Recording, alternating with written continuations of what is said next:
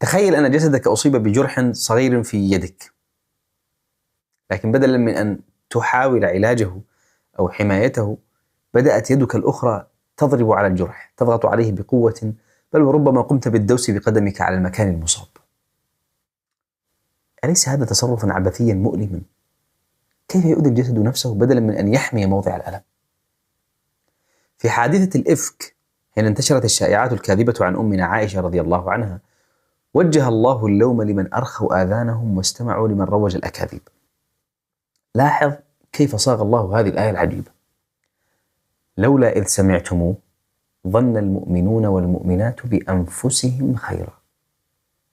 بأنفسهم، لم يقل ظن المؤمنون والمؤمنات بإخوتهم خيرا، ولا قال ظن المؤمنون ببعضهم خيرا، بل قال بأنفسهم. وكأن إساءة الظن بالمسلمين هي في الحقيقة إساءة لنفسك، وكأن الطعن في عرض مؤمن هو الطعن في عرضك، كأن ظلم أخيك هو ظلم لك، كأن خذلانه هو خذلان لروحك. هذا المعنى الجميل الآسر الذي يقودنا الله به إلى التآزر العاطفي يؤكده حديث النبي صلى الله عليه وسلم: مثل المؤمنين في تودهم وتراحمهم وتعاطفهم كمثل الجسد الواحد إذا اشتكى منه عضو تداعى له سائر الجسد بالحمى والسهر. يريد الله أن يعلمنا أن المسلمين ليسوا مجرد أفراد متفرقين، هم ذات واحدة، نفس واحدة، روح واحدة. المسلم أخو المسلم، لا يظلمه ولا يسلمه، ومن كان في حاجة أخيه كان الله في حاجته، ومن فرج عن مسلم كربة فرج الله عنه كربة من كربات يوم القيامة، ومن ستر مسلما ستره الله يوم القيامة. هكذا علمنا نبينا الكريم. وكما أن ألم أخيك هو ألمك، فإن إنجازه أيضا هو إنجازك، نجاحه نجاحك، ترقيته في عمله فرحة لك، انتشار مشروعه فخر لك.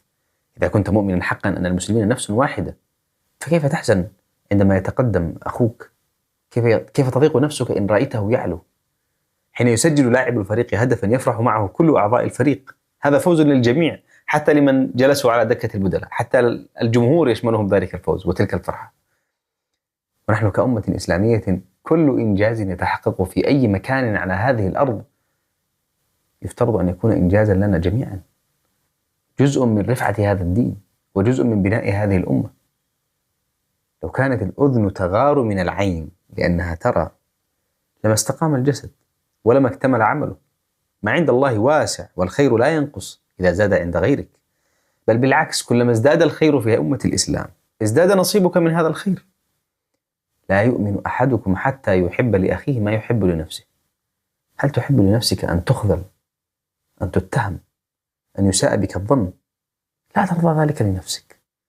ولو نظرنا لمصاب أهلنا في غزة بهذا المنظور لما كان الحال كما هو عليه، ولما رأينا من يحمل الضحية وزر الجلاد، ولا من يبرر الخذلان، ولا من يساوي بين المجاهد والمحتل بحجة الموضوعية والحياد.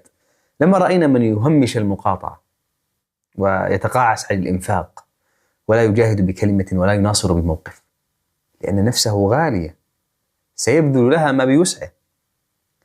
كل موقف تنصر فيه مؤمنا، كل لحظة ترفع فيها معنويات أخيك، كل مرة ترد فيها غيبة مسلم أو تحسن الظن به أو تتسامح معه، فإنما تفعل ذلك لنفسك.